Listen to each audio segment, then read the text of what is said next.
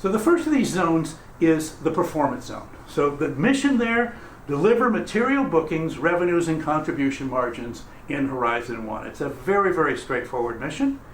And you can organize the playbook around a very straightforward model. It just looks like a very simple spreadsheet. The columns in the table are your go-to-market channels, and the rows in the table are the offers that you sell through those channels. So basically, the rows in red are accountable for revenue, and the columns in green are accountable for bookings, and the bookings and the revenue have to add up to the total in the annual plan. This is not a complex framework at all. Now, just because it's not complex doesn't mean it's not challenging to execute. And some of the things we learned in looking at Salesforce and Microsoft and other companies in the tech sector around what can go right or wrong with this model. The first one is accountability is critical to have every row and every column have a unique owner who takes responsibility not just for the total at the end of that column or row, making that number, but is also accountable for making all the intermediate numbers in the cells. In other words, we're going to cross-connect the rows and the columns and create what we call cell-level accountability with this model. That turns out to be a challenge in many companies. Many companies have very strong column accountability, but the cell-level accountability often gets lost. The second thing here is it has to have scale. You cannot put a channel into the performance model or a product into the performance model if it contributes less than 10% of the total plan. And the reason for that is you just cannot ask the performance zone to work at that level of granularity. You've got to give it solid, big things to work with. If you're going to have cell level accountability, that cell has got to have a meaningful amount of revenue in it for everybody to pay attention to it. So it's very important you not let subscale rows or columns into the model. The rows and the columns have to interlock at the cell level for accountability. And this is against performance metrics. So at every cell, the idea here is that every cell in this matrix, every week, every month, and every quarter gets reported out on. How are we doing in that cell? And you can do a red, yellow, green chart against it. Many companies, because they don't have, what they often do is let the salespeople sell whatever they can sell. So there's accountability in the green, but it leaves the red row owners out, kind of hung out to dry because they can't hold the channel accountable to their row. It's a mistake. It creates ineffective reporting. You get blindsided late in the quarter and late in the year. You should have seen it much, much earlier. You would have seen it much, much earlier if you were maintaining cell level accountability. So that's the performance zone, and that's the performance matrix. There's a bunch of stuff about it in the book, but those are some of the highlights of what we cover there.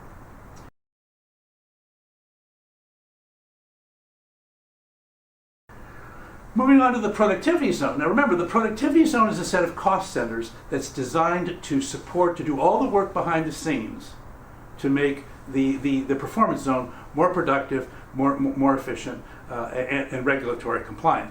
So it's a lot of different organizations: marketing, procurement, enterprise IT, supply chain, legal, administration, central engineering, customer support, quality control, human resources, facilities, and finance. And there may be more. But these are not organizations that you can build a large company without staffing these. So these are really, really important to get the work done. If you look at the work we're asking them to do, it's threefold. We're either saying to them, I want you to make productivity programs which make my performance zone more productive. I want you to produce systems which make my performance zone more efficient. Or I want you to maintain regulatory compliance to make sure that we all stay out of jail. And those are the three things those are the three key deliverables from the productivity zone. Now, when you look at the productivity zone and step back, the compliance stuff is not negotiable, but it's also not a big part of the equation. Most of the money in the productivity zone is spent on either programs or systems. And it turns out that we don't make crisp distinctions between what's a program and what's a system. And we lose an enormous amount of traction by doing this, and frankly, we waste a lot of money by not doing this. So the program systems distinction, again, this came out of the work with large corporations. We saw opportunity after opportunity after opportunity to do a lot more with a lot less if we maintained a discipline which said, Are we doing a program or a system? And the key insight is they're not compatible with each other. So you think, well, really? So why is that the case? Well, if you look at programs, the key idea behind a program is to change the state of something. Now, when we get to systems, we're going to see it's to maintain the state. But a program is to change the state of something. You want to do that with a customized service. It's very user-focused. It tends to be user-funded. And if there's something about the program that isn't working correctly and the user's uncomfortable, you change the program to fit the user. The idea is to change the state of the participant in the program and kind of do whatever it takes to get that done. Contrast that with a system. A system is designed to maintain a state. It's designed to keep things running smoothly. So this is not customized. It's standard across the entire enterprise. It's not user funded. It's centrally funded. And if there's some conflict between the user and the system, the user is expected to adapt to the system.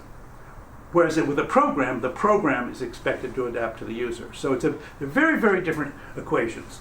And the key insight here is that you want to manage them separately and not blend them.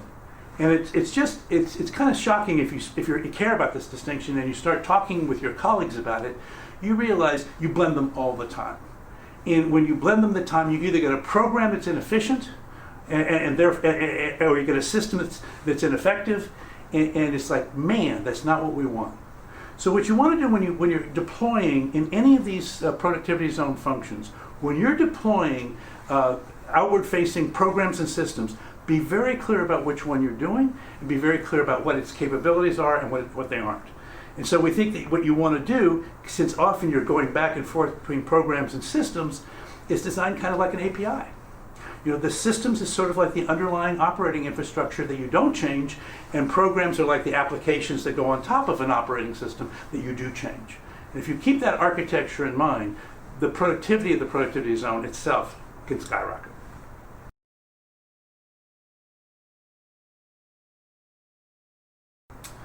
Okay, just going forward now to the disruptive side and kind of where we're going to spend the rest of this talk.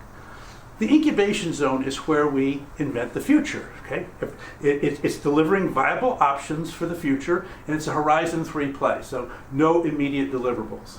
So how do you want to organize there? And here, the key lesson is laboratories don't work.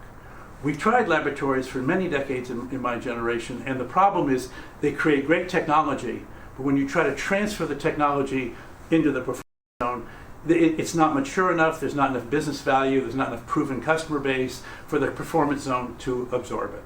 And so what we've now learned to do is when you're creating initiatives in the incubation zone, create them as independent operating units. Treat them as like they're almost as if they're like startups that are being funded by a venture firm. Each one has a general manager, it has its own sales, its own marketing, its own engineering. You're trying to build a micro business in the incubation zone. You want to interact with the market and get customer feedback and compete with the other startups and the other companies in the market going forward. To fund that, you don't want to fund that in the annual planning process. The annual planning process is designed to fund large, ongoing flywheel businesses. It's not designed for this venture-style funding. So what you want to do is create a venture-like board. Now you're not going to give stock options. You're not trying to create venture returns. You're just trying to steal a page from the venture capital management playbook. But in that playbook, what you're going to do is you're going to ask every independent operating unit to pitch the board to get funded. And that's what it's going to feel like. Shark Tank. It's going to feel like a place where you're pitching to get things happening, and that competitiveness and that entrepreneurial flavor is critical to making the incubation zone work right. If you don't have that, the danger is you become an R&D lab, you become more like an academic world, you frankly become what we sometimes call corporate entertainment, great demos, no real traction ever. And then finally, because you live inside an enterprise, you need and that enterprise has compliance responsibilities as well as systems and programs. You need to interface with the existing finance, human resources, administration and whatnot. But because you're a startup-like entity, you're really not designed to interface with those things. So what we've learned is that there needs to be a liaison layer of typically a person from each of those functions who kind of buffers the interaction between the independent operating units in the incubation zone and the rest of the ongoing productivity zone processes, so that you don't bury the incubation in process, but you also don't create lawsuits that, that put the whole enterprise at risk. So in this model, the key ideas are each independent operating unit run by a dedicated general manager. All functions report into the GM. There's no shared resources with the performance matrix. This is a mistake that large companies make all the time, because there's always 2 or 3 companies in the performance matrix who are excited about the new thing. And of course, the GM wants to get that exposure. And so they tend to start to rely on the performance zone for sales and marketing and services. And they get it. They get 2 or 3 of these things, but then it dries up. And when it dries up, the performance zone's got to off to say, well, we got to go make our number this quarter, and the incubation zone is deserted. It's just a bad structure. So it's very important that we give the incubation zone, it's got to look and feel like an actual startup, so they can actually do business and prosecute business on its own.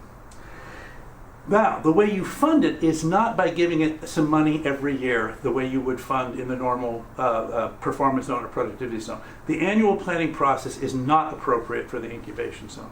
Instead, it's a milestone-based funding process. Again, we're just taking another page out of the venture playbook. So typically there's a Series A sort of technology proof of concept. Can you get, or that's a seed maybe, then the Series A is, can you build a minimum viable product? Can you get your first customer? Maybe in Series B, can you cross the chasm? Can you win a beachhead market? Series C, can you get this thing to a scale where we can imagine by moving it into the transformation zone, this thing could actually become 10% or more of the future revenue of the company. So it's a milestone-based thing, not an annual planning process.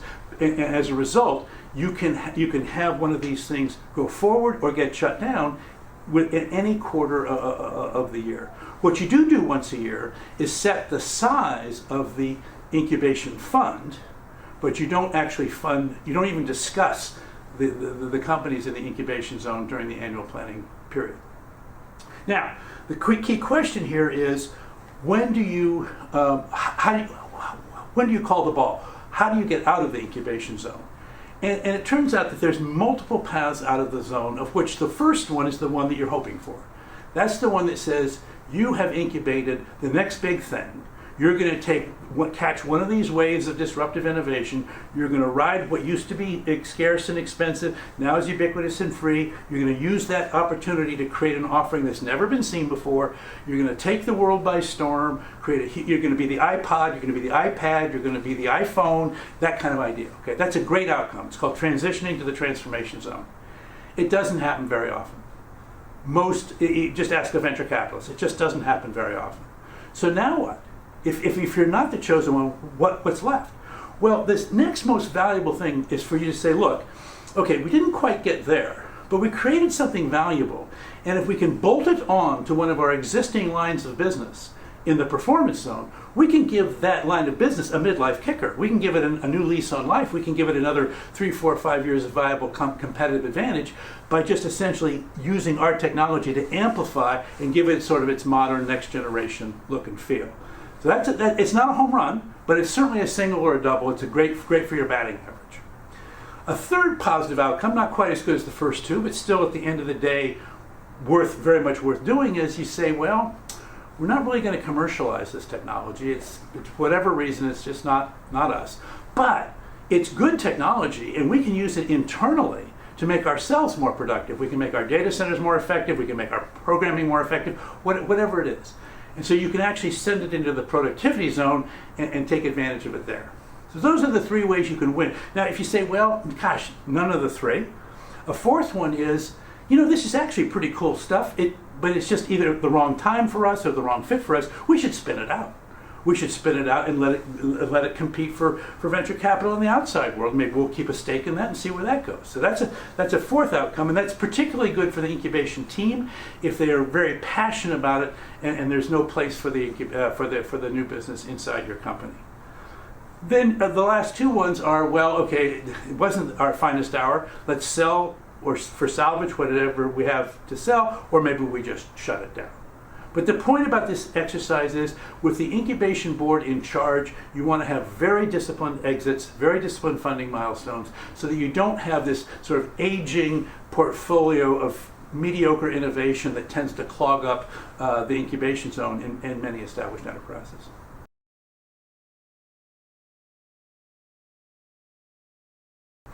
Now, finally, we get to the transformation zone. Now, this is the zone that really defines the success or the failure of the disruptive innovation investments in the long term. The idea here is to scale a disruptive option to material revenue, which means greater than 10% of total revenue during a Horizon 2 period, which is typically a 2-year period. We say 18 to 36 months to do that. So to think about how that works, you've got an incubation zone, you've got a bunch of candidate independent operating units in Horizon 3 in the incubation zone. You've got a performance zone, which has got a performance matrix. And what you want to do is you want to insert a new row into the performance zone. You're going to create a net new line of business that investors will see. So Amazon is a retail company, and all of a sudden there's a net new line of business called Amazon Web Services. It changes the value of the corporation dramatically. Apple was a PC company, then it had a music business, then it had a smartphone business, then it had a tablet business. 3 new rows in the performance matrix changed the value of the company dramatically going forward. So the key idea behind that is you've got to navigate the bottleneck in the hourglass. So the whole point is, what could you do in the transformation zone that would allow your company to break the back of the innovator's dilemma, which is essentially, another way of saying that is, get a project through the choke point of Horizon 2 in the hourglass approach of innovation maturity. So when you do this, the key understanding is this is an unnatural act from the point of view that you cannot do business as usual and perform this act successfully at the same time. Because what happens when you try to when you take one of these disruptive innovations and bring it to scale, you make demands on the rest of the corporation that far exceed the normal bandwidth of what they can absorb. Their elasticity, you're snapping their elastic is what's happening. So in the performance zone, I want to take this disruptive innovation from, say, 1 or 2% of our total revenue to 10%. Well, I need 10% of the sales force to do that. And in fact, the truth is, because it's an inefficient sales motion, I probably need 15% of the sales force to do that. And I have an overlay sales force, but boy, that's getting expensive. And now all of a sudden, my contribution margins and my book to bill and all my operating expenses, they all look crazy. And so there's enormous pressure now on the performance zone to say, can I make my number and do this? The productivity zone's getting the same heat. So now all of a sudden the productivity zone's got to step up its capability, much more program support to go into the trend to support the innovation in the transformation zone. But also they've got to do a lot of systems efficiency to pull out the resources in order to allocate them to the transformation zone. And then the incubation zone's got to understand, look, we've got one in the hopper in the transformation zone. We sure as heck can't take a second one. So wherever you are in your life cycle, you have to now consider one of the other 5 exits because we cannot have 2 in the hopper at the same time. The key point here, and that is the key point, this notion of taking something to scale in the transformation zone, it's a massively disruptive undertaking. The CEO must lead it. He or she is the only person that can lead it. You cannot delegate it to anybody else in the company, and you can never do 2 in parallel. You must only do 1. And I have to say that notion that the CEO is the only one that can lead and that you cannot do 2 at the same time, those 2 are the principles that are most likely to have been violated in the 54 companies that didn't catch the next wave.